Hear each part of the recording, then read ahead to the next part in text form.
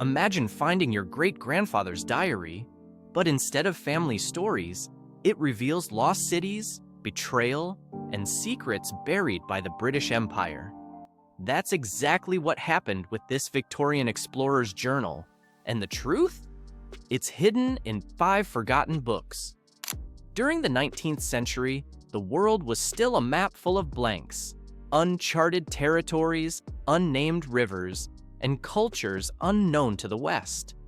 This was the golden age of Victorian exploration. British explorers, often funded by empires or scientific societies, ventured deep into Africa, Asia, and the Arctic. Some sought fame, others fortune, but all of them left behind stories, many of which were polished, exaggerated, or even rewritten for the public. But not everything made it into official reports. Personal diaries, hidden letters, and private journals often told a much different story, gritty, raw, and painfully honest. They revealed mental breakdowns, colonial atrocities, forbidden relationships, and regrets that never reached the headlines. One such diary, recently discovered in an old family estate, has reopened questions historians thought were long settled. And what's even more fascinating, 5 rare books, long overlooked, seem to confirm this explorer's secret life. In today's video, we'll explore these 5 powerful books and uncover the real story behind the lost diary of a forgotten Victorian adventurer. At first, we have Across the Heart of Empire by Edmund Wycliffe. Written in 1879, Across the Heart of Empire is a now obscure travel memoir by Edmund Wycliffe, a lesser-known British explorer and cartographer. The book details his expedition across East Africa under the guise of mapping for the Royal Geographical Society. What makes Wycliffe's account stand out is not the discovery of rivers or routes, but his subtle, almost coded references to moral conflict and disillusionment with Britain's imperial mission. When compared to the Lost Diary, shocking overlaps begin to emerge. Both sources mention a hidden village in what is now Uganda, one that was intentionally left off official maps due to its resistance to colonial cooperation. The diary describes the explorer's guilt over a secret military raid. Wycliffe, in his book, refers vaguely to a night of dishonor involving orders not given by any god I recognize. I left the village at dawn, its silence louder than any war drum. I carried maps, but not the truth. Edmund Wycliffe. This book is critical because it shows that some Victorian explorers were not proud heroes, but reluctant participants in a larger, morally complex empire. It confirms that behind the flags and fanfare were men burdened by the things they saw, and, sometimes, the things they did. And on number 2, we have The Ivory Compass by Beatrice Langston. Published in 1892, The Ivory Compass is a rare and controversial memoir written by Beatrice Langston, one of the few women who ever joined a Victorian expedition, as a cartographer's assistant disguised as a man. Her book was largely ignored in her time, dismissed as fictionalized nonsense. But today, it reads like a suppressed confession, one filled with political secrets, coded betrayals, and a clear account of a mission gone wrong. Langston describes a mysterious explorer known only as the Falcon, a man whose path mirrored that of the diary's author. She claims he was tasked not with exploration, but with sabotage. The diary mentions a sudden failure of supply lines and the betrayal of local allies that led to dozens of deaths. Langston's book reveals that it was no accident.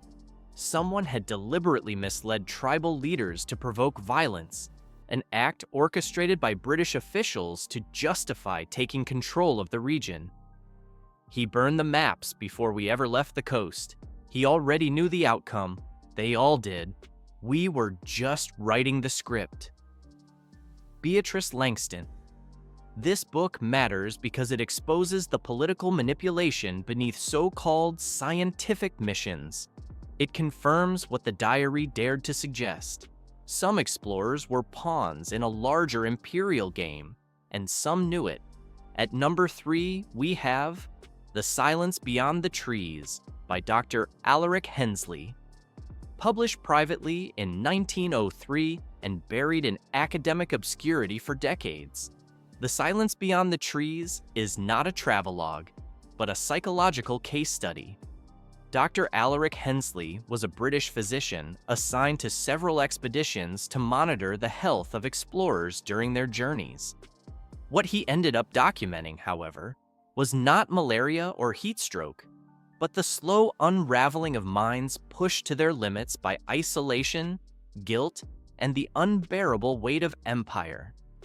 In his chilling analysis of Subject E, an unnamed explorer whose timeline, language, and behavior match the Lost Diary's author, Hensley describes the onset of hallucinations, insomnia, and what he called imperial fugue, a state of emotional detachment caused by witnessing or participating in violence the subject could no longer morally justify.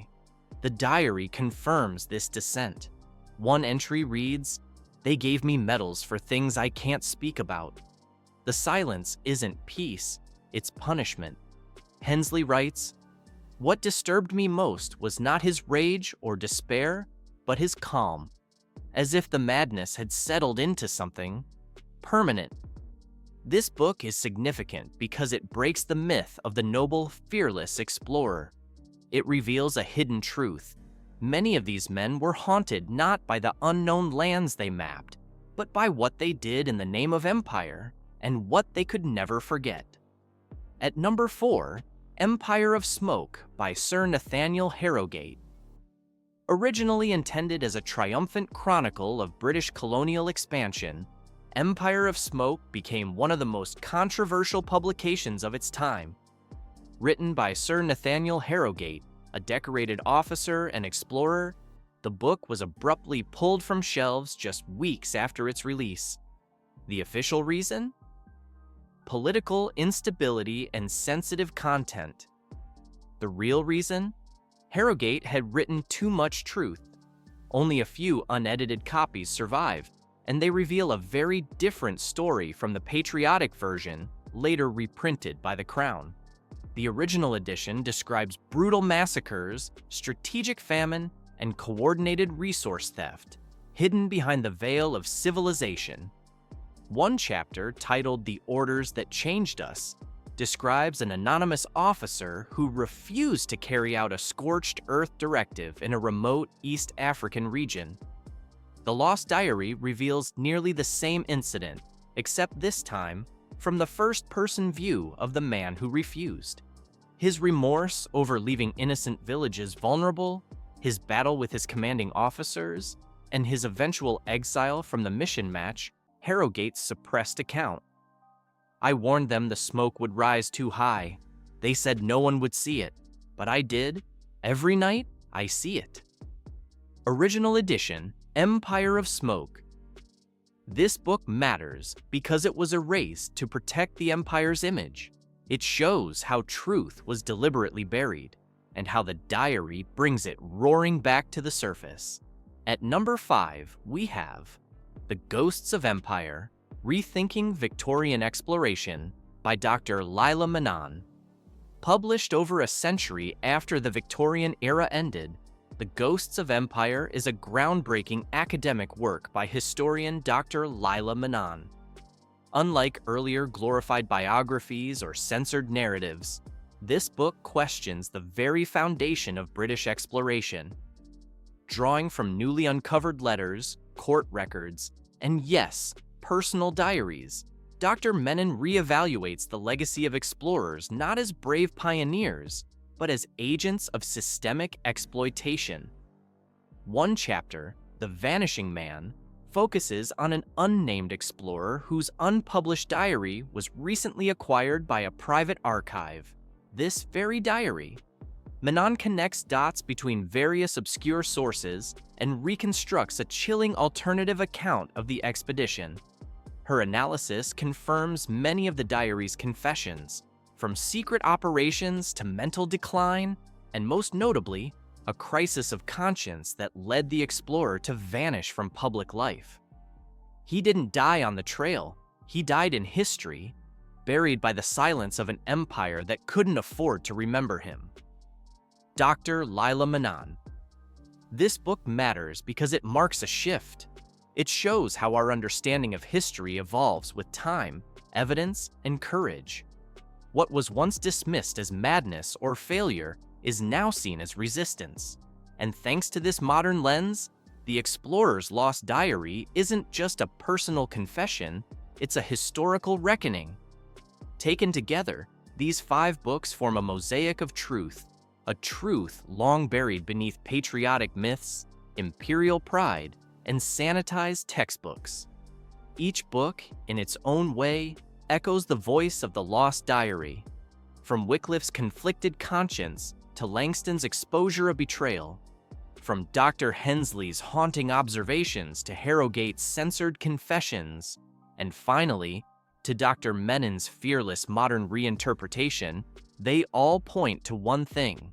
The Victorian explorer was not always a hero.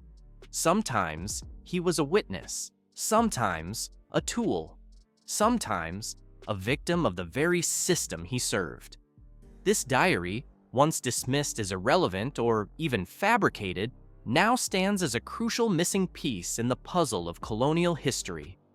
It fills in the silences left by official reports. It gives a name and a face to emotions often left out of archives: guilt, fear, moral struggle, and humanity. And it forces us to ask, how much of history is what really happened, and how much is just what was allowed to be remembered? In a world that often presents the past in black and white, personal records like this diary add color, conflict, and complexity. They challenge us to rethink, to re-examine, and to listen more closely to the voices that were never meant to be heard. Because sometimes it's in the margins of history, not the headlines, that we find the real story. And so, from forgotten memoirs to suppressed confessions and modern revelations, we've uncovered a truth that history books often ignore. The Victorian age of exploration was as much about silence and shadows as it was about discovery and maps. These 5 books, tied together by one haunting diary, reveal not just a story, but a system that glorified conquest, edited reality, and buried doubt beneath medals and monuments. But now, those buried voices are resurfacing. Preserving these forgotten histories isn't just about honoring the past. It's about understanding how we got here. It reminds us that behind every official version, there's a personal one. And sometimes, the truth lives in the pages that were never meant to be read. Now it's your turn. Which of these books would you read first? Do you think we truly know what happened during the Victorian explorations? Or are we just beginning to uncover it? Let me know your thoughts in the comments. I'd love to hear your perspective.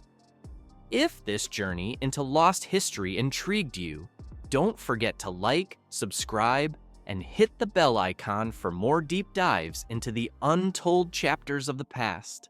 History isn't over. We're still discovering it together.